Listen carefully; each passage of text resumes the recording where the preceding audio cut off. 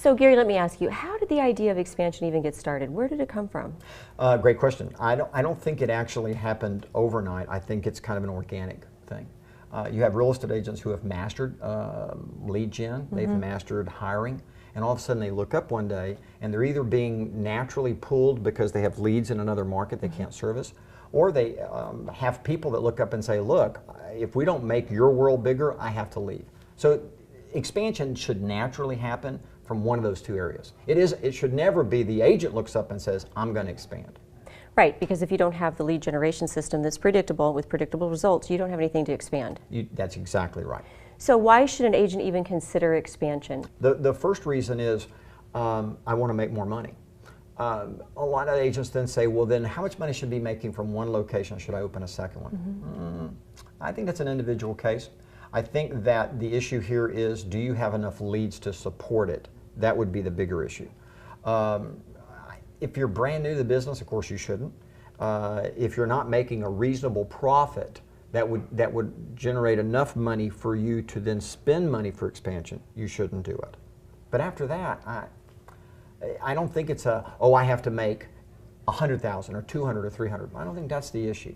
If you don't have the lead gen systems that naturally generate predictable leads, right? A predictable number that can be closed, and you don't have 3 great hires, you're actually not an expansion candidate. In other words, you need to go back and you need to do those 2 things. And then expansion will be natural and organic. It won't be something you have to sprout, and it'll be a natural thing. You'll just go, okay, we have more leads that we can handle. Let me share a story with you. I interviewed an agent who was in a small town in Texas, and they were kind of in the same, they were doing a pretty good volume with other agents. And then they signed on to do a radio program, and it really bumped their business in their market, but a strange thing happened, Kristen.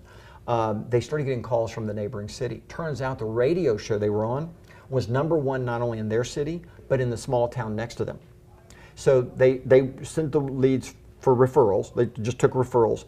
But then they looked up and they said, my gosh, I don't remember the exact number, but it was like close to 70 transactions that they could refer, and they went, well, I think we actually ought to just open a team in that market. Okay, that's what I'm talking about. They didn't wake up one day and say, I'm going to expand. They woke up one day, and for them, their lead generation approach did that. But that's why it makes sense to expand locally first. Yes. Because your spillover with your lead generation is naturally happening. This is a great point you bring up. A lot of agents, if they try to maximize their income in their city from one location, may have hurt themselves and put themselves in a position where they can't expand in the city properly, because they're in one market center and they are literally now sending buyer agents or listing specialists all over the city. They'd have to really undo and reinvent their business in order to have a lead gen, an admin hub in one market center, and simply have an agent in any of the other market centers. But let's back up. They shouldn't have more than 1 or 2 locations, maybe 3 at the most, Kristen. Right. Because with 2 or 3 locations, you could net $1 million. And I think you should hold your business accountable to net a certain amount of money before you start opening location after location after location. And so you should master what you're doing, have 3 great hires, master lead gen, 3 great hires, and then say, where would we expand to? And naturally do that, right? Starbucks learned this lesson. You see a Starbucks and you say, oh, haha, it's on every street corner.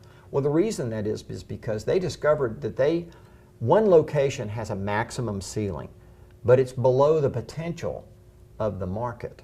When they put a second one in, yes, it does cannibalize from the first one. But the net income from the 2 invariably exceeds the net income of 1. Now that's a smart business. So you hear agents all the time go, well, should I just try to maximize more out of my 1 location? Yes, you should, until you've hit that ceiling. And they say, and then they want to ask me, well, what's that amount? What's volume or numbers or whatever? I go, whoa, whoa, whoa, whoa, whoa. This is about who you are. There's no set formula for that. This is about you and the people that you've hired and your lead gen program. That's going to hit a natural ceiling. Now, you might be able to improve on that, but at some point, you're going to do better with multiple locations.